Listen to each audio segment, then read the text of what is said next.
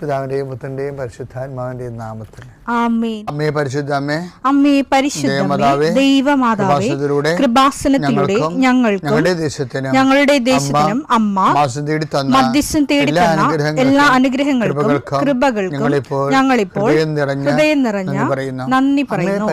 അമ്മേ പരിശുദ്ധമേ, ദൈവമാതാവേ, 2004 ഡിസംബർ 7 ഉച്ചകഴിഞ്ഞ് 2:30 കൃപാസനത്തിൽ സംഭവിച്ച അമ്മയുടെ പ്രത്യക്ഷപ്പെടലിനെക്കുറിച്ച് തിരുസഭയ്ക്ക് സമർപ്പിച്ചിരിക്കുന്ന പഠനരേഖകളുടെ മേൽ സഭാത്മകമായ പഠനം ആരംഭിക്കുവാൻ ഞങ്ങൾ പ്രാർത്ഥിക്കുന്നു. അമ്മേ പരിശുദ്ധമേ, ഭൂസ്വർലോകങ്ങളുടെ രാജ്ഞിയായ അങ്ങേയ്ക്ക് ഭൗമസംരക്ഷണത്തിനായി പ്രപഞ്ചപ്രകൃതിയെ തന്നെ തിരുസഭ പ്രതിഷ്ഠിക്കുവാൻ ഈ പ്രത്യക്ഷീകരണം വഴി ഇടയാക്കണമേ. പരിശുദ്ധമേ, ജപമാല മാതാവേ, സകല കൃപാസനം പ്രാർത്ഥനയോടും ചേർത്ത് ഞങ്ങളിപ്പോൾ പ്രാർത്ഥിക്കുന്ന ഈ കുടുംബത്തിന്റെ പ്രത്യേക നിയോഗം പറ മക്കളെ.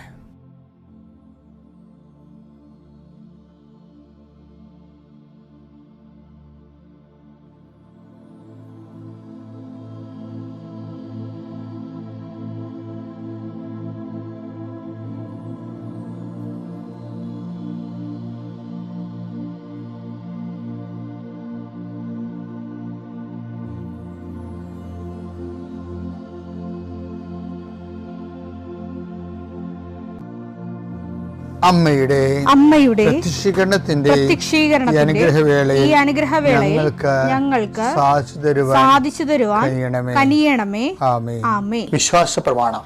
സർവശക്തനായ പിതാവും ആകാശത്തിന്റെയും ഭൂമിയുടെയും സൃഷ്ടാവുമായ ദൈവത്തിൽ ഞാൻ വിശ്വസിക്കുന്നു. അവിടുത്തെ ഏകപുത്രനും ഞങ്ങളുടെ കർത്താവുമായ ഈശോമിശിഹായിലും ഞാൻ വിശ്വസിക്കുന്നു. ഈ പുത്രൻ പരിശുദ്ധാത്മാവിനാൽ ഗർഭസ്ഥനായി കന്യകാമറിയത്തിൽ നിന്ന് പിറന്ന് പൊന്തിയോസ് പീലാത്തോസിന്റെ കാലത്ത് പീഡകൾ സഹിച്ച് കുരിശിൽ തറയ്ക്കപ്പെട്ട് മരിച്ച് അടക്കപ്പെട്ട് പാതാളങ്ങളിൽ ഇറങ്ങി മരിച്ചവരുടെ ഇടയിൽ നിന്ന് 3-ാം നാൾ ഉയർത്ത് സ്വർഗത്തിലേക്ക് എഴുന്നള്ളി സർവശക്തിയുള്ള പിതാവായ ദൈവത്തിന്റെ വലതുഭാഗത്തിരിക്കുന്നു. അവിടെ നിന്ന് ജീവിക്കുന്നവരെയും മരിച്ചവരെയും വിധിക്കുവാൻ വരുമെന്നും ഞാൻ വിശ്വസിക്കുന്നു. പരിശുദ്ധാത്മാവിലും ഞാൻ വിശ്വസിക്കുന്നു. വിശുദ്ധ കത്തോലിക്കാ സഭയിലും പുണ്യവാന്മാരുടെ ഐക്യത്തിലും പാപങ്ങളുടെ മോചനത്തിലും ശരീരത്തിന്റെ ഉയർപ്പിലും നിത്യമായ ജീവിതത്തിലും ഞാൻ വിശ്വസിക്കുന്നു. ആമേൻ. സ്വർഗ്ഗസ്ഥനായ ഞങ്ങളുടെ പിതാവേ, അങ്ങയുടെ നാമം പൂജിതമാകണമേ. അങ്ങയുടെ രാജ്യം വരണമേ. അങ്ങയുടെ തിരുമനസ് സ്വർഗത്തിലെ പോലെ ഭൂമിയിലും ആകണമേ. അന്നു വേണ്ടുന്ന ആഹാരം ഇന്ന് ഞങ്ങൾക്ക് തരണമേ. ഞങ്ങളോട് തെറ്റ് ചെയ്യുന്നവരോട് ഞങ്ങൾ ക്ഷമിക്കുന്നത് പോലെ ഞങ്ങളുടെ തെറ്റുകൾ ഞങ്ങളോടും ക്ഷമിക്കണമേ. ഞങ്ങളെ പ്രലോഭനത്തിൽ ഉൾപ്പെടുത്തരുതേ, തിന്മയിൽ ഞങ്ങൾ രക്ഷിക്കണമേ. ആമേൻ. നന്മ നിറഞ്ഞ മറിയമേ, സ്വസ്തി. കർത്താവ് അങ്ങയുടെ കൂടെ സ്ത്രീകളിൽ അങ്ങ് അനുഗ്രഹിക്കപ്പെട്ടവളാകുന്നു. അങ്ങയുടെ ഉദരത്തിൻ ഫലമായി ഈശോ അനുഗ്രഹിക്കപ്പെട്ടവനാകുന്നു. പരിശുദ്ധ മറിയമേ, തമ്പുരാന്റെ അമ്മേ, പാപികളായ ഞങ്ങൾക്ക് വേണ്ടി ഇപ്പോഴും ഞങ്ങളുടെ മരണസമയത്തും തമ്പുരാനോട് അപേക്ഷിക്കണമേ. ആമേൻ. കർത്താവേ, നിന്റെ ഉന്നതമായ നാമത്തിന് സ്തോത്രം ചെയ്യുന്നു. കർത്താവേ, നിന്റെ വിശുദ്ധ പൗരോഹിത്യത്തെ മഹത്വപ്പെടുത്തണമേ. കർത്താവേ, സഭയിലുള്ള സാന്നിധ്യം ദൃഢമാക്കണം. 40 വർഷം ഞാൻ അർപ്പിച്ച കൃപാസന അൾത്താരെ ജീവനോടെ പ്രത്യക്ഷപ്പെട്ട മാതാവിൻ്റെ സാന്നിധ്യം ഈ കൃപാസനത്തിൽ വന്നിറങ്ങി പ്രാർത്ഥിച്ചു പോകുന്ന ലക്ഷോപലക്ഷം മനുഷ്യരുടെ പ്രാർത്ഥനയുടെ ശക്തിയാൽ ഞാൻ ഇന്നത്തെ ദിവസത്തെ എൻ്റെ മക്കളുടെ ആവശ്യങ്ങളെ കർത്താവിൻ്റെ ദൃശ്യം സമർപ്പിച്ചുകൊണ്ട് ആശീർവദിക്കുന്നു. കർത്താവെ, അങ്ങയുടെ മക്കളുടെ മേൽ നിൻ്റെ തിരുമുറുപാട് മരുന്നുകരം വെക്കണമേ. എൻ്റെ കർത്താവിൻ്റെ ഉന്നതമായ നാമത്തിൽ ശിരസിൻ്റെ രോഗങ്ങൾ, ബ്രെയിനിലെ സിസ്റ്റുകൾ, ബ്രെയിനിലെ ക്യാൻസറുകൾ, ബ്രെയിനുമായിട്ട് ബന്ധപ്പെട്ട മുഴുവൻ രോഗങ്ങൾ ഈ നിമിഷം ഇത് പ്രാർത്ഥന കൂടുന്ന മക്കളുടെ മേൽ കർത്താവിൻ്റെ ശക്തി ഒഴുകുകയും നീ സുഖപ്പെടുകയും ചെയ്യട്ടെ. തൊണ്ടനൊമ്പരങ്ങൾ, അത്തോൺസൈറ്റുകൾ, തൈറോയിഡുകൾ, ശ്വാസകോശ രോഗങ്ങൾ, ഉദര രോഗങ്ങൾ, പിസ്തുല രോഗങ്ങൾ, PCOD രോഗങ്ങൾ, സർവാംഗവാദ രോഗങ്ങൾ, വൃഷ്ണരോഗങ്ങൾ കർത്താവിൻ്റെ നാമത്തിൽ ഉച്ച മുതൽ ഉള്ളങ്കാര് വരെ കർത്താവിൻ്റെ രക്തം പടരട്ടെ. മരുന്ന് ലേപനമല്ല, അങ്ങയുടെ വചനമാണല്ലോ അങ്ങയുടെ മക്കളെ സുഖപ്പെടുത്തുന്നത്. വചനത്തിൻ്റെ കരുത്താൽ ശക്തിയാൽ യേശുക്രിസ്തു ഉന്നതമായ നാമത്തിൽ അങ്ങയുടെ മക്കൾ സൗഖ്യം പ്രാപിക്കട്ടെ. കർത്താവെ, ഇന്നത്തെ യാത്ര, ഇന്നത്തെ സംസാരം, ഇന്നത്തെ കമ്മ്യൂണിക്കേഷൻസ്, ഇന്നത്തെ ഒപ്പുകൾ, ഇന്നത്തെ എഴുത്തുകൾ, ഇന്നത്തെ ഉപയോഗിക്കുന്ന വാഹനങ്ങൾ, കർത്താവ് ഇന്ന് ചെയ്തു തീർക്കേണ്ട എല്ലാ ഉത്തരവാദിത്തങ്ങളും കണ്ടുമുട്ടുന്ന എല്ലാ വ്യക്തികളുടെ മേലും എൻ്റെ മക്കളുടെ മേൽ കർത്താവിൻ്റെ ശക്തി പ്രവർത്തിക്കുകയും മാതാവിൻ്റെ മധ്യസ്ഥത്തിൽ സഞ്ചാരി മാതാവ് സമയത്തിൻ്റെ അധികാരം നിലമേലങ്കിയാൽ നിങ്ങളെ പൊതിയുകയും സന്തോഷത്തോടെ നിങ്ങൾ രാത്രി തിരിച്ചു വരാൻ ദൈവം അനുവദിക്കുകയും ചെയ്യട്ടെ. എൻ്റെ പ്രിയപ്പെട്ടവരെ, ഉടമ്പടി ജീവിതത്തിലെ ഒരു പ്രധാന എക്സർസൈസ്, ആത്മീയ അഭ്യാസം, അരമണിക്കൂർ വചനം വായിക്കുകയാണ്. അതിൻ്റെ ഭാഗമായിട്ട് എനിക്ക് പലപ്പോഴും തോന്നിയിട്ടുള്ളത്, നിങ്ങൾ ഒരു 20 മിനിറ്റ് വചനം വായിച്ചിട്ട് 20 മിനിറ്റ് നിങ്ങൾ 10 മിനിറ്റെങ്കിലും വെറുതെ കൂളായിട്ടിരിക്കണം. മനസ്സിനെ കാം ഡൗൺ ചെയ്ത് കൂളായിട്ടിരിക്കണം. ഇങ്ങനെ എല്ലാ വിഷയം. അതുപോലെ തന്നെ ഇപ്പോൾ പ്രഭാഷകൻ പറയരുത്, നിങ്ങൾ എടുത്തു ചാടി മറുപടി പറയരുത്, മനസ്സിനെ ഏകാഗ്രമാക്കാൻ അച്ഛൻ പറഞ്ഞില്ലേ. അതിൻ്റെ ഒരു പ്രധാനപ്പെട്ട കാരണമായി ഈ പ്രഭാഷകൻ 11:8 വചനങ്ങളും അതിൻ്റെ പരിസരത്തുള്ള വചനങ്ങളൊന്ന് വായിക്കേ. പ്രഭാഷകൻ 11-ാം അധ്യായം 7 മുതലുള്ള തിരുവചനങ്ങൾ. പ്രഭാഷകൻ പറയുന്നത് 7. അന്വേഷിച്ചറിയാതെ കുറ്റം ആരോപിക്കരുത്. ആദ്യം ആലോചന പിന്നെ ശാസനം. കേൾക്കുന്നതിന് മുമ്പ് മറുപടി പറയരുത്. ഇടയ്ക്കു കയറി പറയരുത്. വേണ്ടാത്ത കാര്യങ്ങളിൽ തലയിടരുത്. പാപികളുടെ വിധിതീർപ്പിൽ പങ്കാളിയാകരുത്. അതായത് ഇതിൻ്റെ അകത്ത് വിഷയം വെച്ച് കഴിഞ്ഞാൽ പല വിഷയങ്ങളും. ഇപ്പം ഞാൻ എപ്പോഴും അമ്മയെ കാണുമ്പോഴേ അമ്മയുടെ മനസ്സില്ലേ, അമ്മയുടെ മനസ്സ് പറയാൻ വേണ്ടി എപ്പോഴും ബൈബിൾ പറഞ്ഞത് എന്താണെന്ന് വെച്ച് കഴിഞ്ഞാൽ, മറിയമെല്ലാം ഹൃദയത്തിൽ സംഗ്രഹിച്ചു എന്നാണ് എല്ലാ വിഷയങ്ങളും. അപ്പോൾ അവിടെ അതിൻ്റെ അകത്ത് എല്ലാം ഉണ്ട്. എടുത്തയാടി മറുപടിയില്ല. പിന്നെ എന്തെങ്കിലും ഇല്ലാത്തത്, കേൾക്കുന്നതിന് മുമ്പ് മറുപടിയില്ല. അന്വേഷിച്ചറിയാതെ കുറ്റം ആരോപിക്കരുത്. പിന്നെ ആദ്യം ആലോചന പിന്നെ ശാസനം. കേൾക്കുന്നതിന് മുമ്പ് മറുപടി പറയരുത്. ഇടയ്ക്ക് കയറി പറയരുത്. അപ്പൊ ഇതിനെല്ലാം കൂടി എടുത്തിട്ടാണ് ഒരു മരിയൻ ബിഹേവിയർ ഫോം ചെയ്യണത്. എന്താണ് ഇതിൻ്റെ കണ്ടൻസ് ഉണ്ട്, അതിൻ്റെ അകത്ത് കണ്ടന്റുകൾ. മറിയം എല്ലാം ഹൃദയത്തിൽ സംഗ്രഹിച്ചു. അപ്പോൾ ഹൃദയത്തിലേക്ക് ഇപ്പം നമ്മൾ ഈ മരുന്നൊക്കെ വായിക്കത്തില്ലേ, പക്ഷേ ഇഞ്ചക്ഷൻ, വാക്സിനേഷൻ്റെ ഇഞ്ചക്ഷനൊക്കെ വാങ്ങിക്കുമ്പോൾ ഇപ്പോൾ പോളിയോയുടെ ഇഞ്ചക്ഷൻ തന്നെ എടുത്താലും അപ്പോൾ ഗവൺമെൻറ് ഓർഡർ ഇടും, നാളെ പോളിയോയുടെ ഇഞ്ചക്ഷൻ ഉണ്ടെന്ന് നമ്മൾ പറഞ്ഞു കഴിഞ്ഞാൽ അവർ ആ പോളിയോയുടെ ഇഞ്ചക്ഷൻ ആ ദിവസം പോളിയോ ഇഞ്ചക്ഷൻ കഴിയണവരെ ആ വാക്സിൻ ആ സ്ഥലത്ത് കറണ്ട് പോകത്തില്ല. എല്ലാ ഫ്രിഡ്ജും കൃത്യമായിട്ട് വർക്ക് ചെയ്യാൻ വേണ്ടി കറണ്ട് അവിടെ കൊടുക്കും. അതെന്താ കാര്യം? എല്ലാ മരുന്നിലും എഴുതിയിട്ടുണ്ട്, keep it in A cool and dark place. ഈ വചനം ഹൃദയത്തിൽ സംഗ്രഹിക്കുമ്പോൾ ആ ഹൃദയത്തിൽ മറിയത്തിൻ്റെ ഹൃദയം ഒരു കൂൾ ആൻഡ് ഡാർക്ക് പ്ലേസാണ്. അവിടെ കെമിക്കൽ ചേഞ്ച് ഉണ്ടാകത്തില്ല. എന്തിനാണ് ഈ ഡാർക്ക് പ്ലേസിലൊക്കെ വെക്കുന്നത്? കൂളായിട്ടുള്ള സ്ഥലത്ത്. ഹീറ്റായി കഴിഞ്ഞാൽ ഇപ്പോൾ വൈറസിൻ്റെ ആൻറ്റി ബാക്ടീരിയയൊക്കെ ഉള്ള നമ്മൾ ആൻറ്റിബയോട്ടിക്കൊക്കെ എടുക്കത്തില്ലേ, അപ്പോൾ ആൻറ്റിബയോട്ടിക്സിൻ്റെ ആ വൈറസിനെ അറ്റാക്ക് ചെയ്യാൻ പറ്റിയ കെമിക്കൽ മോളിക്യൂള് ഈ മരുന്നിലുണ്ട്. പക്ഷേ ഹീറ്റ് അടിച്ചു കഴിഞ്ഞാൽ അതിൻ്റെ മൂലകത്തിന് തന്മാത്ര ചേഞ്ച് വരും. അത് വേറെ ഒരു സാധനമായിട്ട് മാറും. അതുകൊണ്ടാണ് keep it in A cool and dark place എന്ന് പറയുന്നത്. മരുന്ന് മാറിപ്പോവും. ഇപ്പോൾ ഉദാഹരണത്തിന് ആസ്പിരിൻ എന്നും പറഞ്ഞൊരു മരുന്നില്ലേ, അപ്പോൾ ഇത് ഫ്രിഡ്ജിൽ വെച്ചില്ലെങ്കിൽ അതിന് ഹീറ്റ് അടിച്ചു കഴിഞ്ഞാൽ ഉടനെ അതിൻ്റെ തന്മാത്ര ചേഞ്ച് ചെയ്തിട്ട് 2 ആസിഡായിട്ട് മാറും. ഒന്ന് ഈ ത്വക്ക് രോഗത്തിനൊക്കെ പറ്റുന്ന സാലിക് ആസിഡ്, രണ്ടാമത്തത് വിനാഗിരിയായിട്ട് മാറും. ആ കെമിക്കൽ ചേഞ്ച് വരും. അപ്പം നമ്മൾ ഉദ്ദേശിക്കുന്ന കാര്യം ആ നടക്കത്തില്ല. ഇതാണ് കൂൾ ആൻഡ് ഡാർക്ക് പ്ലേസിൻ്റെ വിഷയം. നമ്മുടെ ബിഹേവിയറിൽ എപ്പോഴും ഈ കൂൾ ആൻഡ് ഡാർക്ക് വേണം. എന്ന് വെച്ച് കഴിഞ്ഞാൽ എല്ലാ കാര്യവും എല്ലാവരോടും പറയാനുള്ളതല്ല, കുറച്ച് ഡാർക്ക് ഉണ്ടാകണം. എല്ലാ കാര്യവും എല്ലാവരും അറിഞ്ഞാലേ ഉള്ള അവസ്ഥ എന്തായിരിക്കും? ഞാൻ ചില സമയത്ത് അവർക്ക് ഇപ്പോൾ ചിലർ പൊട്ടന്മാരാണെന്ന് നമ്മൾ പറയണേ, അവർക്ക് എങ്ങാനും ചെവി കേൾക്കാമെങ്കിൽ എന്തുമാത്രം അടി നടന്നേന്. ഇതിപ്പോൾ ചിലർ പൊട്ടന്മാരാകണമെന്നല്ല ഞാൻ പറയണത്. അതായത് ചില കാര്യങ്ങൾ ചില സമയത്ത് അറിയാൻ പാടില്ല. അതാണ് ഡാർക്ക് പ്ലേസ് എന്ന് പറയണത്. അതറിഞ്ഞാൽ അതിൻ്റെ ഭവിഷ്യത്ത് എന്താണെന്ന് നമുക്കൊരു പിടിയും കിട്ടത്തില്ല. അതുകൊണ്ട് അത് കീപ്പ് ചെയ്യാൻ പറ്റണേ ഹൃദയത്തിൽ. അമ്മ പറഞ്ഞത് എന്താണ്? മറിയം എല്ലാം ഹൃദയത്തിൽ സംഗ്രഹിച്ചു. അതിനെ വേറെ ആരോടും പറഞ്ഞില്ല. കാര്യം വീട്ടിൽ പറഞ്ഞില്ലെന്നാണ് ഈ പറയണത്. അമ്മ ഹൃദയത്തിൽ സംഗ്രഹിച്ചു എന്ന് വെച്ച് കഴിഞ്ഞാൽ രണ്ട് കാര്യവും, അതായത് തൻ്റെ ജീവിതത്തിൽ സംഭവിക്കുന്ന ചില ആൾക്കാരെ സംസാരിച്ചാണ് ദൈവമായിട്ട് അകന്നു പോണത്. സംസാരിച്ചാണ് അകന്നു പോണത്. കാര്യം ഇപ്പം ചില ആൾക്കാർ ഉടമ്പടിയിൽ നിന്ന് ആ വിശ്വസ്തത പോണ എങ്ങനെയാണ്?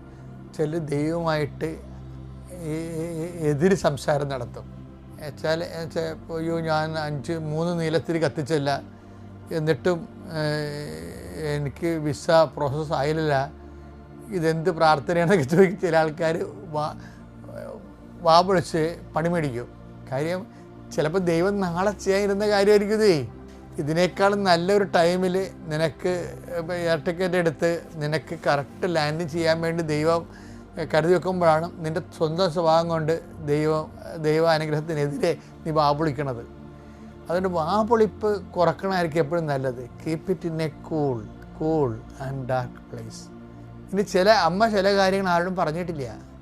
അതായത് ഇപ്പോൾ ഇടയന്മാർ ഒക്കെ അമ്മയെ വന്ന് പെറ്റുനിറഞ്ഞ് കണ്ടല്ലേ, എന്തോ ഒരു നാണക്കേടാ.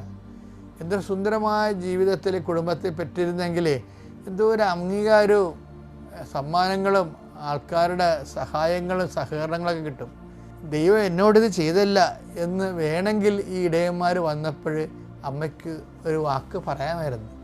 ഈ രാത്രി വെള്ളവുമില്ല, അശബ്ദാനം കാണാനില്ല, എന്തൊരു ദുരിതമാണ്, ഇങ്ങനെയൊക്കെ അമ്മ പറഞ്ഞിരുന്നെങ്കിൽ നമ്മളെപ്പോഴും നമ്മൾക്ക് മഴയും വന്നല്ല, അയ്യോ ഞാൻ അന്നേ പറഞ്ഞതാണ് വേലി കെട്ടണമെന്ന്, ഞാൻ അന്നേ പറഞ്ഞതാണ് ആ ഓട് മാറ്റണമെന്ന്, ഇവിടെ എന്തെല്ലാം ആൾക്കാരുണ്ട്, ഇത് ഒരു മനുഷ്യൻ കേട്ടില്ല, ഇപ്പം എങ്ങനെ ഇരിക്കണമെന്നൊക്കെ പറഞ്ഞുകൊണ്ട് വെറുതെ പെയ്തും പെരക്കും ഭ്രാന്തികളെപ്പോലെ ചില ആൾക്കാർ മഴ വരുമ്പോൾ പെരക്കിട്ട് ഓടി നടക്കണില്ലേ. അപ്പോൾ ഈ സംഭവം എന്നൊക്കെ പറയുന്നത് ഇതൊക്കെ മിണ്ടാതിരുന്ന് പ്രെയർ ചെയ്യേണ്ട വിഷയമാണിത്. നടന്നില്ല, ഓക്കെ. അതിൻ്റെ പേരിൽ നമ്മൾ പ്രാന്തെടുത്താൽ വീണ്ടും നമുക്ക് കീപ്പ് ഇറ്റിനെ കൂൾ ആൻഡ് ഡാർക്ക് പ്ലേസ് എന്നുള്ള ഹീറ്റ് ആകാവുന്ന വല്ല മാർഗം ഉണ്ടാകും. പിന്നെ ലൈറ്റ് ആൻഡ് ഹീറ്റ് കയറി വരികയല്ലേ, അപ്പോൾ നമ്മുടെ മോന്ത തെളിയത്തില്ല. പിന്നെ അത് ആവശ്യമില്ലാത്തതിനൊക്കെ നമ്മൾ കയറി വാക്കത്തേക്ക് പിടിച്ച് ഇല്ലാത്ത ഇഷ്യൂ സന്ധ്യക്കുമ്പോൾ അടി പ്രവാസത്തിലേക്ക് ഉണ്ടാകും. ചിലപ്പോൾ അന്ന് ഭക്ഷണം പോലും കഴിക്കാൻ പറ്റത്തില്ല. Keep it in A cool and dark place. അതാണ് ഈ പ്രഭാഷകൻ പറഞ്ഞതിൻ്റെ കാരണം. അപ്പോൾ ആദ്യം കേട്ടാലും മറുപടി കുറച്ച് കാര്യം ഡാർക്കിൽ വെക്കണം. സീൻ ഡാർക്കായെന്നൊക്കെ ചിലതൊക്കെ അങ്ങനെയല്ല, കുറച്ച് കാര്യം മറ്റുള്ളവരുടെ വെളിച്ചത്തെ കൊണ്ടുവരേണ്ട സമയം അല്ലെങ്കിൽ അവർ അറിയേണ്ട വിഷയം അല്ലെങ്കിൽ നമ്മൾ അറിയിക്കേണ്ട കാര്യമില്ല. ഞങ്ങൾക്ക് എന്തുമാത്രം ലക്ഷക്കണക്കിന് രഹസ്യങ്ങൾ സൂക്ഷിക്കുന്ന ആൾക്കാരാണ്. ആരും എൻ്റെ കൂടെ ഉള്ളവർക്ക് പോലും എന്താണെന്ന് പോലും ഒരു പിടിയും കിട്ടത്തില്ല. കാര്യം പ്രൊഫഷണലായിട്ട് നമ്മുടെ ജോലി അതാ. ഇതുമാത്രം മനുഷ്യരെ ഹൃദയം തുറക്കണ നമ്മുടെ പ്രൊഫഷണൽ ജോലി അതാ. ചിലപ്പോൾ അവർ എന്നോട് പറഞ്ഞതിന് അവർക്ക് ചിലപ്പോൾ എൻ്റെ പ്രാർത്ഥനാ ബന്ധം ഉണ്ടാകത്തുള്ളൂ. അവരുടെ മറ്റുള്ള ആൾക്കാർ എന്നുമായിട്ട് എന്നെക്കണം നല്ല പ്രവർത്തന ബന്ധങ്ങളുണ്ടാവും. പക്ഷേ എന്താണെന്ന് ഒരു പിടിയും കിട്ടത്തില്ല. അത് ഡാർക്ക് പ്ലേസാണ്. ഡാർക്ക് പ്ലേസ് എപ്പോഴും വിഷയം എന്ന് വെച്ചാൽ ഈ പ്രഭാഷകൻ നമ്മൾ വായിച്ച 11:7 തൊട്ടുള്ള വചനങ്ങൾ എടുത്ത് ചാടി മറുപടി പറയാതിരിക്കുക. പ്രഭാഷകൻ 11:7 അന്വേഷിച്ചറിയാതെ കുറ്റം ആരോപിക്കരുത്. പ്രഭാഷകൻ 5:11 കൂടി വായിച്ചു. കേൾക്കുന്നതിൽ ജാഗരൂകതയും മറുപടി പറയുന്നതിൽ അവധാനം കാട്ടണം. ഒരു സ്പേസ് ഇടണം. അല്പം ശാന്തമായിട്ട് അവിടെ കാൽക്കുലേറ്റ് ചെയ്ത് അവരോട് പറയാവുന്നത് മാത്രമേ അവരോട് പറയേണ്ട കാര്യമുള്ളൂ. അത് എഡിറ്റ് ചെയ്ത് പറയണമെന്ന്. ഇപ്പം keep it in A cool and dark place. പ്രത്യേകിച്ച് വചനവും ജീവിതവും പിതാവിൻ്റെയും പുത്രൻ്റെയും പരിശുദ്ധാത്മാവിൻ്റെയും നാമം. അമ്മയുടെ പ്രത്യക്ഷീകരണത്തിൻ്റെ സാക്ഷിയായി ഈ ആൾത്താരയിൽ സാക്ഷി പറയാൻ സാധിച്ചതിന് സർവശക്തനായ ദൈവത്തിന് നന്ദി പറയുന്നു. ഞാൻ ബോംബെ, വാഷി, സെയിൻറ്റ് തോമസ് ഇടവകയിൽ നിന്ന് വരുന്നു. ഞാനൊരു ടീച്ചറാണ്. സെൻറ്റ് മേരീസ് സ്കൂൾ വാശിയിലെ ടീച്ചറാണ് ഞാൻ. 2024 ഞാൻ ആദ്യമായി CTET എക്സാമിന് അപ്പിയർ ചെയ്തു. CTET എന്ന് പറഞ്ഞാൽ CBSE നടത്തുന്ന ടീച്ചേഴ്സിനുള്ള എലിജിബിലിറ്റി ടെസ്റ്റാണ്. 150 ക്വസ്റ്റ്യൻ ഉണ്ട്, 150 മിനിറ്റ്. അത് OMR ഷീറ്റിലാണ് നമ്മൾ ആൻസർ ചെയ്യുന്നത്. OMR ഷീറ്റ് ബബിൾ ചെയ്യാൻ തന്നെ 15 മിനിറ്റ് സമയമുണ്ട്. അപ്പോൾ ഒരു ക്വസ്റ്റ്യൻ 1 മിനിറ്റ് പോലും കിട്ടത്തില്ല. അപ്പോൾ 2024 ഞാൻ ഉടമ്പടിയിലല്ലായിരുന്നു. കൃപാസനത്തെക്കുറിച്ച് ഞാൻ കേട്ടിട്ടുണ്ട്, പക്ഷേ എനിക്ക് അതിലത്ര വിശ്വാസം ഉണ്ടായിരുന്നില്ല. ആ സമയത്ത് എനിക്ക് എൻ്റെ മെറിറ്റിലായിരുന്നു വിശ്വാസം. ഞാൻ വിചാരിക്കുകയാണ്, ഞാൻ സയൻസിൽ ഒത്തിരി എനിക്കറിയാം, 30ൽ 30 എനിക്ക് സയൻസിൽ കിട്ടും എന്ന് ഞാൻ ഉറച്ചു വിശ്വസിച്ചു. പിന്നെ ലാംഗ്വേജ് 2 ഉണ്ട്. പിന്നെ അതും അത്യാവശ്യം എനിക്ക് പാസ്സാകാനുള്ള അവിടെയും കിട്ടും. പിന്നെ എനിക്ക് മാത്സും സൈക്കോളജി ഒന്ന് ബ്രഷപ്പ് ചെയ്താൽ മതി. സൈക്കോളജി ഞാൻ പണ്ട് ഇതെല്ലാം BEdൻ്റെ സമയത്ത് പഠിച്ചതാണ്. ഞാൻ MSc ഫിസിക്സ് ആണ്. അപ്പോൾ മാത്സും ഒന്ന് പഠിച്ചാൽ എനിക്ക് കിട്ടാവുന്നതേ ഉള്ളൂ. അങ്ങനെ വിചാരിച്ച് ഏകദേശം 2 മാസത്തോളം ഞാൻ നന്നായിട്ട് പഠിച്ചു. ഓൺലൈനിൽ CBSEയുടെ ഒരു കോച്ചിങ് ഇതിൽ അത് വീഡിയോസ് കണ്ട് ഞാൻ നല്ല പ്രിപ്പയറായി. ഞാൻ എക്സാം എഴുതാൻ ഹോളിലേക്ക് പ്രവേശിക്കുമ്പോൾ എൻ്റെ വിചാരം ഫസ്റ്റ് അറ്റംപ്റ്റിൽ ഞാനിത് പാസ്സാകാതിരിക്കാനുള്ള ഒരു കാര്യവും ഞാൻ കാണുന്നില്ല. പക്ഷേ എനിക്ക് 4 സെക്ഷനെ തീർക്കാൻ പറ്റുള്ളൂ. മാത്സിൻ്റെ സെഷനിലേക്ക് ഞാൻ വരുമ്പോഴേക്കും എൻ്റെ സമയം കഴിഞ്ഞു. റിസൾട്ട് വന്നപ്പോഴേക്കും എനിക്ക് 90 മാർക്ക് കിട്ടേണ്ട സ്ഥാനത്ത് 83 മാർക്കിന് എനിക്കത് മിസ്സായി. അതിനുശേഷം ഇത് 2024 2025 CBSE ഈ പരീക്ഷ നടത്തിയതേയില്ല. അപ്പം ഞാൻ പഠിച്ചത് മുഴുവൻ ഏകദേശം ഞാൻ മറന്നു പോകുന്ന അവസ്ഥയിലെത്തി. 2025 ഒക്ടോബർ 20 ഞാൻ ഓൺലൈൻ ഉടമ്പടി എടുത്തു. അപ്പം ഞാൻ ഓൺലൈൻ ഉടമ്പടി എടുക്കാനുള്ള കാരണം ഞങ്ങളുടെ പള്ളിയിൽ കൃപാസനത്തിൽ വളരെയധികം പ്രേക്ഷിതരുണ്ട്. ഞാൻ വേദപാഠ ടീച്ചറാണ്. അത്യാവശ്യം എനിക്ക് ഭക്തിയുള്ള ആളാണ്. അപ്പോൾ ഞാൻ വേദപാഠം പഠിപ്പിക്കുന്ന ഒരു കുട്ടി വന്നിട്ട് എന്നോട് പറയുകയാണ്, ആ കുട്ടി കൊന്ത ചെല്ലുമ്പോഴേക്കും നല്ല മണം വരുന്നു, മുല്ലപ്പൂവിൻ്റെ മണം വരുന്നു. അപ്പോൾ എനിക്കത് ഭയങ്കര അത്ഭുതമായിട്ട് തോന്നി. അപ്പോൾ ഈ കുട്ടി ഇങ്ങനെ പറയണത് ഞാനിങ്ങനെ ശ്രദ്ധിച്ച് കേൾക്കുവാണ്. അപ്പോൾ ആ കുട്ടിയുടെ അമ്മ ഓപ്പൺ ഡേക്ക് വന്നപ്പോൾ അവരും ഇത് തന്നെ പറഞ്ഞു. അപ്പോൾ എനിക്കൊരു ഭയങ്കര ഒരു ആഗ്രഹം, എന്നാൽ എനിക്കൊന്ന് കൃപാസനത്തിൽ ഉടമ്പടി എടുക്കണം. അങ്ങനെ വേദപാഠ ടീച്ചറായ ഞാൻ ആ കുട്ടിയുടെ അനുഭവത്തിൽ നിന്ന് ഞാൻ ആ നിമിഷം വിചാരിക്കുകയാണ്, ഞാൻ അന്ന് രാത്രി തന്നെ ഞാൻ ഓൺലൈൻ ഉടമ്പടി എടുത്തു. അതിനുശേഷം ഞാൻ അതിൽ പറഞ്ഞിരിക്കുന്ന 6 കാര്യങ്ങളും വൃത്തിയായിട്ട് ചെയ്യാൻ തുടങ്ങി. എന്നും ബൈബിൾ വായിക്കും, പിന്നെ എല്ലാവരോടും പറയും, രാവിലെ സ്റ്റാറ്റസ് ഇടാൻ തുടങ്ങി, ഡെയിലി ബ്രെഡ് കാണും, അതെല്ലാം ചെയ്യാൻ തുടങ്ങി. അതിനുശേഷം പിന്നെ ഒരു 2026 വീണ്ടും ഈ CTET പരീക്ഷയ്ക്ക് വിളിച്ചു. ആ സമയത്ത് എനിക്ക് ശരിക്കും പഠിക്കാനൊന്നും സമയം കിട്ടിയില്ല. അപ്പം പക്ഷേ ഞാൻ അപ്ലൈ ചെയ്തു. എന്തോ എനിക്ക് ഭയങ്കര ഒരു ധൈര്യമായിരുന്നു ആ സമയത്ത്. ഞങ്ങളുടെ സ്കൂളിൽ ആനുവൽ ഡേ ഒക്കെ ആയിട്ട് എനിക്ക് ഒന്നും പഠിക്കാൻ ഈ പ്രാവശ്യം പറ്റിയില്ല. ഞാൻ ആ അവസ്ഥയിൽ ഞാൻ പരീക്ഷ എഴുതാൻ പോവുകയാണ്. അപ്പോൾ ഞാൻ പരീക്ഷ എഴുതാൻ തുടങ്ങി. കയറിയപ്പോൾ തന്നെ എൻ്റെ കയ്യിൽ ഉപ്പുണ്ടായിരുന്നു. ഉപ്പ് വെച്ച് വിശ്വാസപ്രമാണം ചൊല്ലി ഞാൻ ഇരുന്ന സ്ഥലമെല്ലാം ഞാൻ വെതറിയിട്ടാണ് ഞാൻ പരീക്ഷ ആരംഭിച്ചത്. ഞാൻ ആദ്യത്തെ കുറച്ച് ക്വസ്റ്റ്യൻസ് വളരെ ആത്മാർത്ഥമായിട്ട് വായിച്ച് ചെയ്തു. പിന്നെ എനിക്ക് മനസ്സിലായത് സമയം കിട്ടുന്നില്ല. പിന്നെ എനിക്ക് പെട്ടെന്ന് ആൻസർ ചെയ്യാൻ പറ്റുന്ന എൻ്റെ ഏറ്റവും നന്നായിട്ട് ഞാൻ അറിയാവുന്ന സയൻസ് പോലും എനിക്ക് പെട്ടെന്ന് ഒറ്റ നോട്ടത്തിൽ എനിക്ക് ആൻസർ ചെയ്യാൻ പറ്റുന്നത് മാത്രം എഴുതി ഞാൻ പോവുക. അപ്പോൾ എനിക്ക് എൻ്റെ മനസ്സിൽ 90 മാർക്കൊന്ന് എത്തിയാൽ മതി, അങ്ങനെ അങ്ങ് പോവുകയാണ്. പിന്നെ അത് കഴിഞ്ഞിട്ട് ഞാൻ ലാംഗ്വേജ് സെഷനിലേക്ക് പോകുമ്പോഴത്തേനും ഞാൻ റിയലൈസ് ചെയ്യുവാണ്, എനിക്ക് 60 ക്വസ്റ്റ്യൻ ഇനി അറ്റംപ്റ്റ് ചെയ്യാനുണ്ട്. 25 മിനിറ്റാണ് ഇനി ബാക്കിയുള്ളത്. ഇനി ക്വസ്റ്റ്യൻ വായിച്ച് എഴുതാൻ എനിക്ക് സമയമില്ല. ആദ്യത്തെ ക്വസ്റ്റ്യൻ, ലാംഗ്വേജിൻ്റെ ആദ്യത്തെ ക്വസ്റ്റ്യൻ വളരെ ഈസി ആയിട്ടുള്ള ക്വസ്റ്റ്യൻ. ആ ഒരു പാനിക് സിറ്റുവേഷനിൽ ഞാൻ ചെയ്യുന്ന കോളം എനിക്ക് തെറ്റിപ്പോയി. ഞാൻ ബബിൾ ചെയ്ത കോളം തെറ്റിപ്പോയി. അപ്പോൾ എനിക്ക് അറിയാവുന്ന ഒരു ക്വസ്റ്റ്യൻ ഞാൻ തെറ്റിച്ചു. അപ്പോഴുടനെ എനിക്ക് മനസ്സിലായി ഇനി ഇത് എൻ്റെ കയ്യിൽ നിന്ന് പോയി. പിന്നെ ഞാൻ എൻ്റെ കയ്യിലിരുന്ന ഉപ്പ് വീണ്ടും ഞാൻ ആ OMR ഷീറ്റിൻ്റെ മുകളിൽ വെച്ചിട്ട് ഞാൻ വിശ്വാസപ്രമാണം ചൊല്ലിക്കൊണ്ട് ബാക്കിയുള്ള 60 ക്വസ്റ്റ്യനെ ഞാൻ അങ്ങ് ബബിൾ ചെയ്തു. ഒരു ക്വസ്റ്റ്യൻ പോലും വായിച്ച് നോക്കിയില്ല. അത് കഴിഞ്ഞിട്ട് ഈ എക്സാമിൻ്റെ റിസൾട്ട് വരുന്നത് മാർച്ചിലാണ്. മാർച്ച് മാസം ഞാൻ എന്നും ഇങ്ങനെ നോക്കിക്കൊണ്ടിരിക്കും, റിസൾട്ട് വരുന്നുണ്ടോ. മാതാവിൻ്റെ ഉപ്പ് വിതറി പ്രാർത്ഥിച്ച എക്സാം ആയതുകൊണ്ട് എനിക്കൊരു പ്രതീക്ഷയുണ്ട്. അങ്ങനെ മാതാവ് വിചാരിച്ചാൽ മാത്രമേ ഞാൻ അവിടെ രക്ഷപ്പെടത്തുള്ളൂ. Not by merit but by grace എന്നുള്ളത് എൻ്റെ കാര്യത്തിൽ സത്യമാകാൻ പോവുകയെന്ന് ഞാൻ അങ്ങ് ആഞ്ഞു വിശ്വസിച്ചു. അങ്ങനെ ഇരിക്കുമ്പോൾ മാർച്ചിലെ അവസാനത്തെ തിങ്കളാഴ്ച രാത്രി ഞാൻ ഇങ്ങനെ കട്ടിലേക്ക് കടന്ന സമയത്താണ് റിസൾട്ട് അനൗൺസ് ചെയ്യുന്നത്. അപ്പം ഞാൻ ഫോണിൽ നോട്ടിഫിക്കേഷൻ കണ്ടു. അപ്പോൾ ഞാൻ വിചാരിക്കുകയാണെങ്കിൽ ഇനിയിപ്പം നാളെ രാവിലെ ഉടമ്പടി ധ്യാനം കൂടിയിട്ട് ഞാൻ റിസൾട്ട് നോക്കാം. അങ്ങനെ ഞാൻ ഉടമ്പടി പിറ്റേ ദിവസം ഞങ്ങൾക്ക് സ്കൂളിൽ അവധിയായിരുന്നു. ഞാൻ മഹാരാഷ്ട്രയിൽ അവധിയായിരുന്നെന്ന്. ഞാൻ അങ്ങനെ ഉടമ്പടി ധ്യാനം തുടങ്ങുന്നതിന് മുന്നേ നീലത്തിരിയും പച്ചത്തിരിയും ഞാൻ കത്തിച്ചു വെച്ചു. അത് കത്തിച്ചു വെച്ചതിന് ശേഷം ഞാൻ ഉടമ്പടി മുട്ടുകുത്തി നിന്ന് ഉടമ്പടി ധ്യാനം മൊത്തം ചെയ്തു. അതിന് ശേഷമാണ് ഞാൻ തിരി ഊതി കഴിയുമ്പോഴത്തേക്കിനും ഞാൻ കാണുന്നത് എൻ്റെ പച്ചത്തിരിയിൽ എൻ്റെ വിക്കിൽ 9 തെളിഞ്ഞ് നിൽക്കുന്നു.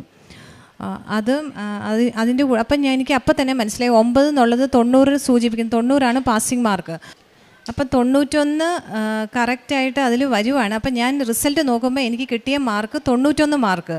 അപ്പോൾ ഒരു തിരിയേൽ 9 വരുന്നു പച്ച തിരിയേൽ, മറ്റേ തിരിയുടെ വിക്ക് ഇങ്ങനെ നേരെ ഇരിക്കുന്നു.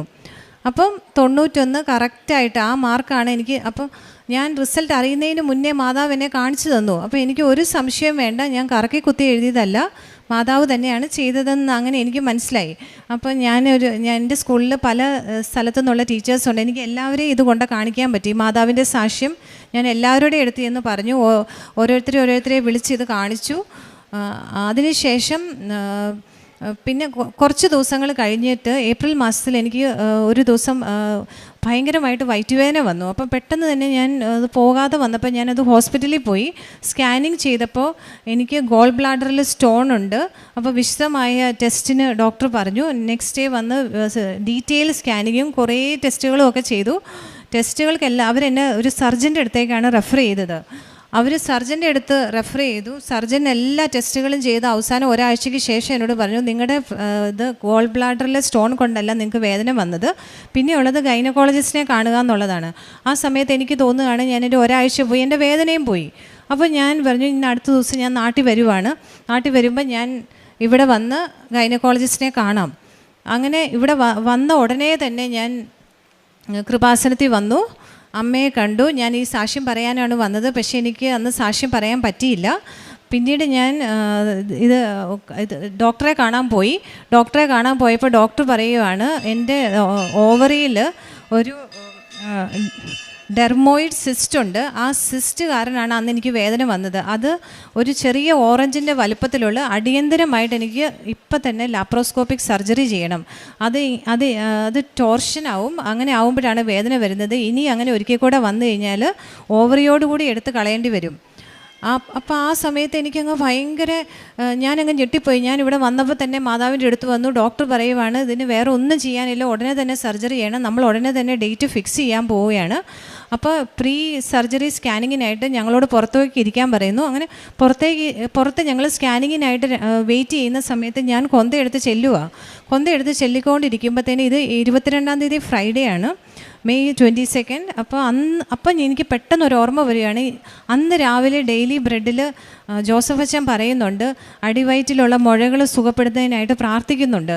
അപ്പം ഞാൻ ഡെയിലി ബ്രെഡിൻ്റെ എൻ്റെ കയ്യിൽ ഫോണുണ്ട്. ഞാൻ ഉടനെ യൂട്യൂബ് ഓപ്പൺ ചെയ്ത് അത് കേൾക്കാൻ തുടങ്ങി. പ്രത്യക്ഷീകരണ പ്രാർത്ഥന അത് ആ ഓർഡറിൽ ഞാൻ ചെല്ലാൻ തുടങ്ങി. അങ്ങനെ 3 പ്രാവശ്യം ഞാനത് ഭക്തിയോടെ പ്രാർത്ഥിച്ചു. അച്ഛൻ പറയുന്ന പ്രാർത്ഥന കേട്ടു, അനുഗ്രഹം വാങ്ങിച്ചു. അങ്ങനെ 3 പ്രാവശ്യം അത് കംപ്ലീറ്റ് ചെയ്തപ്പോഴേക്കും ഡോക്ടർ എന്നെ സ്കാനിങ്ങിന് വിളിച്ചു. ഞാൻ അകത്ത് കയറി സ്കാൻ ചെയ്യുമ്പോഴത്തേനും ഈ ഡോക്ടർ എന്നോട് ചോദിക്കുവാണ്, നിങ്ങൾ എന്തിനാ ഇതിൽ പറഞ്ഞിരിക്കുന്ന ഡെർമോയിഡ് സിസ്റ്റ് ഇപ്പോൾ അവിടെ കാണാനില്ല, അതിന് പകരം അവർക്കൊരു ക്ലിയർ സിസ്റ്റ് കാണാം, അതൊരു ചെറുത്. ഇവർ ആദ്യം റിപ്പോർട്ടിൽ ബോംബെയിലുള്ള ഹോസ്പിറ്റലിൽ നിന്നുള്ള അനുസരിച്ചാണെങ്കിൽ ഇതൊരു വലിയൊരു സിസ്റ്റാണ്, പക്ഷേ അതൊന്നും ഇപ്പോൾ കാണാനില്ല. അത് പൂർണ്ണമായിട്ടും ഡോക്ടർ ഉടനെ പറയുകയാണ്, ഇനി നിങ്ങൾക്ക് ലാപ്രോസ്കോപ്പിക് സർജറി ആവശ്യമില്ല, നിങ്ങളുടെ ഇത് ഡെർമോയിഡ് സിസ്റ്റ് ഇല്ലാത്തതുകൊണ്ട് ആവശ്യമില്ല എന്ന് പറയുന്നു. അങ്ങനെ അതിലൊരു വലിയൊരു സർജറിയിൽ നിന്ന് മാതാവ് എന്നെ രക്ഷപ്പെടുത്തുമായിരുന്നു. അതിനുശേഷമാണ് ഇന്ന് ഞാനിവിടെ വന്ന്. അപ്പോൾ ഇതും കൂടെ ചേർത്ത് സാക്ഷ്യം പറയാനായിരിക്കും മാതാവ് എന്നെ ആദ്യത്തെ ദിവസം സാക്ഷ്യം പറയാൻ അനുവദിക്കാതിരുന്നതെന്ന് എനിക്ക് തോന്നുന്നു ഇപ്പം. പിന്നെ എൻ്റെ കാരുണ്യ പ്രവൃത്തികൾ, ഞങ്ങൾ കൃപാസനത്തിൻ്റെ ഒരു ഗ്രൂപ്പുണ്ട് ഞങ്ങളുടെ ഇടവകയിൽ, 34 പേരുള്ളൊരു വാട്സപ്പ് ഗ്രൂപ്പുണ്ട്, വളരെ ആക്റ്റീവാണ് എല്ലാവരും. അതിൽ ഗ്രൂപ്പ് ആക്ടിവിറ്റി ആയിട്ട് എല്ലാ മാസത്തിൽ എന്തെങ്കിലുമൊക്കെ ചെയ്യാറുണ്ട്, ഫുഡ് പാക്കറ്റുകൾ കൊടുക്കാറുണ്ട്. പിന്നെ ഞാൻ പേഴ്സണലി ഞാൻ എല്ലാ ആഴ്ചകളിലും ഫുഡ് പാക്കറ്റ്സ് ഹോംലെസ് ആൾക്കാർ റെയിൽവേ സ്റ്റേഷനുകളിലൊക്കെ ഉള്ളവർക്ക് അത് മുടക്കാതെ എല്ലാ ആഴ്ചകളും ചെയ്യാറുണ്ട്. പിന്നെ രോഗികളെ കാണാൻ പോകാറുണ്ട്, ആശുപത്രിയിൽ അങ്ങനെ പോയിട്ടുണ്ട്. പിന്നെ പത്രം ഞാൻ കഴിഞ്ഞ വർഷം ഡിസംബറിൽ ഇവിടെ നാട്ടിൽ വന്നപ്പോൾ ഡിസംബർ 24 ഞാൻ തീർത്ഥാടന ഉടമ്പടി എടുത്തിരുന്നു. അപ്പോൾ ഇവിടുന്ന് മറാഠി പേപ്പറും ഇംഗ്ലീഷ് പത്രവും ഒക്കെ വാങ്ങിച്ചിരുന്നു. അതെല്ലാം ഞാൻ അവിടെ ചെന്ന് ഒരു മാസത്തിനുള്ളിൽ തന്നെ എനിക്ക് പരിചയമില്ലാത്തവരുടെ അടുത്ത് പോയി മാതാവിനെക്കുറിച്ച് പറഞ്ഞ് ഞാൻ ഇംഗ്ലീഷും മറാഠി പേപ്പറും എല്ലാം എല്ലാവർക്കും കൊടുത്തു. പിന്നെ എൻ്റെ കയ്യിലിരുന്ന മലയാളം പത്രങ്ങൾ കുറച്ച് പേര് വന്ന് മലയാളം പത്രം വേണമെന്ന് പറഞ്ഞപ്പോൾ ഞാൻ അവരുമായിട്ട് എക്സ്ചേഞ്ച് ചെയ്തു. അവർക്ക് വേണമെന്ന് പറഞ്ഞപ്പോൾ ഞാൻ എനിക്ക് മനസ്സിലായി ഞാൻ മലയാളികളോട് തന്നെ പറഞ്ഞിട്ട് കാര്യമില്ല, പള്ളിയിലുള്ള എല്ലാവർക്കും മാതാവിനെക്കുറിച്ച് അറിയാം. അപ്പോൾ ഞാൻ വിചാരിച്ചു മലയാളം പത്രമല്ല എനിക്ക് വേണ്ടത്, മറാഠി പത്രമാണ്. അങ്ങനെ ഞാൻ കൂടുതൽ മറാഠി പത്രങ്ങൾ വാങ്ങിച്ച് ബാക്കിയുള്ളവർക്ക് ഡിസ്ട്രിബ്യൂട്ട് ചെയ്തു. പിന്നെ എൻ്റെ ആത്മീയമായി എനിക്ക് വളരെയധികം വ്യത്യാസമുണ്ട്. എനിക്ക് തന്നെ അറിയാം എൻ്റെ ദേഷ്യം എന്ന് പറയുന്ന, അങ്ങനെ എനിക്കൊരു ദേഷ്യവും മുൻകോപവും ഒക്കെ ഉണ്ടായിരുന്ന ഒരാളാണ്. പക്ഷേ ഇപ്പോൾ അതൊന്നും എൻ്റെ ജീവിതത്തിലില്ല. എനിക്ക് ആരോടും ഒരു ദേഷ്യം ഇപ്പോൾ തോന്നാറില്ല. ഞാൻ നോക്കുമ്പോൾ എല്ലാവർക്കും എന്നോട് ഭയങ്കര സ്നേഹമാണ്. ഞാൻ വിചാരിക്കണേ ഇതിന് മുന്നേ അങ്ങനെ ആയിട്ട് എനിക്ക് തോന്നിയിട്ടില്ല. ഇപ്പോൾ എന്തുകൊണ്ടാണ് എല്ലാവർക്കും എന്നോട് സ്നേഹം തോന്നുന്നത്? അപ്പോൾ അവരല്ല മാറിയത്, ഞാനാണ് മാറിയത്. എൻ്റെ ഉള്ളിൽ വന്ന ആ ചേഞ്ചിൽ നിന്നാണ് എനിക്കിപ്പോൾ എല്ലാവർക്കും എന്നോട് ഭയങ്കര സ്നേഹമാണെന്ന് തോന്നുന്നു. അതാണ് ഇവിടെ ഈ അൾത്താരയിൽ വന്ന് സാക്ഷ്യം പറയാൻ സാധിച്ചതിന് ഞാൻ ഒരിക്കൽ കൂടി മാതാവിനും നന്ദി പറഞ്ഞുകൊള്ളുന്നു. വിശുദ്ധ മത്തായിയുടെ സുവിശേഷം 2-ാം അധ്യായം 9-10 തിരുവചനങ്ങൾ. രാജാവ് പറഞ്ഞത് കേട്ടിട്ട് അവർ പുറപ്പെട്ടു. കിഴക്ക് കണ്ട നക്ഷത്രം അവർക്ക് മുമ്പേ നീങ്ങിക്കൊണ്ടിരുന്നു. അത് ശിശു കിടക്കുന്ന സ്ഥലത്തിന് മുകളിൽ വന്നു നിന്നു. നക്ഷത്രം കണ്ടപ്പോൾ അവർ അത്യധികം സന്തോഷിച്ചു. അഞ്ജു സണ്ണി എന്ന മകളുടെ പ്രത്യക്ഷീകരണ സാക്ഷ്യം. ഒരിക്കൽ കൂടി നാം ഒരു ടീച്ചറിൻ്റെ സാക്ഷ്യമാണിത്. സീറ്ററ്റ് എക്സാം പാസ്സായതിൻ്റെ വലിയ സാക്ഷ്യമാണിത്. സീറ്ററ്റ് CBSE എലിജിബിലിറ്റി ലഭിക്കാനുള്ള എക്സാമാണിത്. മകൾ പറയുകയായിരുന്നു, ഇതൊരു അസാധ്യതയുടെ സാക്ഷ്യമാണ്. പരിശുദ്ധ അമ്മയ്ക്ക് മാത്രമേ മധ്യസ്ഥത്തിലൂടെ തന്നെ ഈ കടമ്പ കടക്കാൻ സാധിക്കുകയുള്ളൂ എന്ന് മകൾ ശക്തമായി വിശ്വസിക്കുകയും ആ അനുഗ്രഹം പ്രാപിക്കുകയും ചെയ്തതിൻ്റെ നന്ദി പ്രകാശനമാണ് ഈ പ്രത്യക്ഷീകരണ സാക്ഷ്യം. തികച്ചും മെറിറ്റിൽ ഡിപ്പെൻഡ് ചെയ്ത് ജീവിച്ചിരുന്ന ഒരു മകളാണ് അഞ്ജു സണ്ണി. സയൻസിൽ എനിക്ക് 30-30 മാർക്ക് കിട്ടും, വളരെ കോൺഫിഡൻസ് ഉള്ള മകളാണ്. പക്ഷേ എല്ലാം കൈവിട്ടു പോകുന്ന ഒരവസ്ഥയിൽ പരിശുദ്ധ അമ്മയോട് ശക്തമായി പ്രാർത്ഥിച്ച് നേർച്ച വസ്തുക്കളുടെ ഉപയോഗത്തിലൂടെ ഒരു കൊച്ചുകുഞ്ഞ് പറഞ്ഞു കൊടുത്തു, ഞങ്ങൾ ജപമാല ചൊല്ലുമ്പോൾ ഞങ്ങൾക്ക് സുഗന്ധാഭിഷേകം ലഭിക്കുന്നു.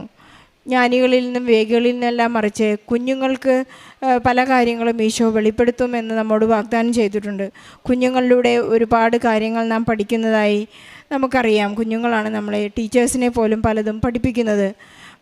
അമ്മ തന്നെ, മാതാവ് തന്നെ മകൾക്കൊരടയാളം കൊടുത്തു. നിനക്ക് ലഭിക്കാനിരിക്കുന്ന മാർക്ക് 91 മാർക്ക് അത് തിരിയിൽ കൃത്യമായി എഴുതി കാണിച്ചുകൊണ്ട് മകളെ ആശ്വസിപ്പിക്കുകയും സന്തോഷിപ്പിക്കുകയും വളരെ ശക്തമായി ഇവിടെ ഇന്ന് സാക്ഷ്യം പറയാനായിട്ട് സാധിക്കുകയും ചെയ്യുന്നതിന് നന്ദി പറയുകയാണ്. ടീച്ചേഴ്സിനെ സംബന്ധിച്ച് ഇന്ന് ബഹുമാനപ്പെട്ട ജോസഫ് അച്ഛൻ ദിവ്യബലിയുടെ സമയത്ത് പറയുകയായിരുന്നു, പാസ്റ്റിൻ്റെ ലെസൺസ് പഠിപ്പിച്ചിട്ട് പ്രസൻറ്റിലുള്ള ഇഷ്യൂസ് ഫേസ് ചെയ്യാൻ പഠിപ്പിക്കുന്നതാണ് ഉടമ്പടിയെന്ന്. നമ്മൾ ഒരു ഗ്രാമർ പഠിപ്പിക്കുന്നതിലൂടെ നമ്മുടെ ജീവിതത്തെ പഠിപ്പിക്കാൻ നമുക്ക് സാധിക്കുന്നെങ്കിൽ ഒരു ടീച്ചറിൻ്റെ ജീവിതം വളരെ ശക്തമാകുന്നു. അത് ഉടമ്പടി എങ്ങനെയാണ് പാസ്റ്റും പ്രസൻറ്റും കണക്റ്റ് ചെയ്യുന്നതെല്ലാം നാം ഉടമ്പടി ജീവിതത്തിലൂടെ മനസ്സിലാക്കി അത് പ്രാക്ടിക്കലായി അപ്ലൈ ചെയ്യുന്ന ഒരു വലിയ വിധി കൂടിയാണ് ഈ ഉടമ്പടി പ്രാർത്ഥനാ പദ്ധതി. അഞ്ജുവിന് വീണ്ടും പറയാനുള്ളത്, ഒരു ഒവേറിയൻ സിസ്റ്റ് വളരെ ബൾജ് ചെയ്ത് ബ്രേക്കായി വളരെ അപകട നിലയിലായപ്പോൾ സർജറിക്ക് തൊട്ടു മുൻപുള്ള സ്കാനിങ്ങിലാണ് അവൾ വളരെ ശക്തമായി പറഞ്ഞത് ആ മുഴ അവിടെ കാണാനില്ല. ഉടമ്പടിയിൽ കാണുന്ന ഒരുപാട് അത്ഭുതങ്ങളിൽ ഒന്ന് മാത്രമാണിത്. ഒരുപാട് ലക്ഷക്കണക്കിന് ആളുകൾ ഈ അൾത്താരയിൽ വന്ന് സാക്ഷ്യം പറഞ്ഞു പോകുമ്പോൾ ഞാനും അപ്രത്യക്ഷീകരണത്തിൻ്റെ സാക്ഷിയാവുക എന്നുള്ളതൊരു മഹാഭാഗ്യമാണ്, മഹാത്ഭുതമാണ് എന്നുകൂടി നമുക്ക് കൂട്ടിച്ചേർക്കാം. 5 സണ്ണിക്ക് ലഭിച്ച ഈ അനുഗ്രഹങ്ങളെ പോലെ നമ്മുടെ ജീവിതത്തിലും പരിശുദ്ധ അമ്മ ഇടപെടാനും നമ്മുടെ ജീവിതത്തിന് അത്ഭുതങ്ങൾ ഉണ്ടാകാനും നമുക്ക് ശക്തമായി പ്രാർത്ഥിക്കാം. പരീക്ഷ എഴുതുന്ന, പരീക്ഷ റിസൾട്ട് കാത്തിരിക്കുന്ന എല്ലാ മക്കളെയും ഈ സാക്ഷ്യത്തോട് ചേർത്ത് വെച്ചുകൊണ്ട് ഈശോയ്ക്കും പരിശുദ്ധ അമ്മയ്ക്കും നല്ലൊരു കയ്യടി നൽകി ഈ സാക്ഷ്യം നമുക്ക് സമർപ്പിക്കാം.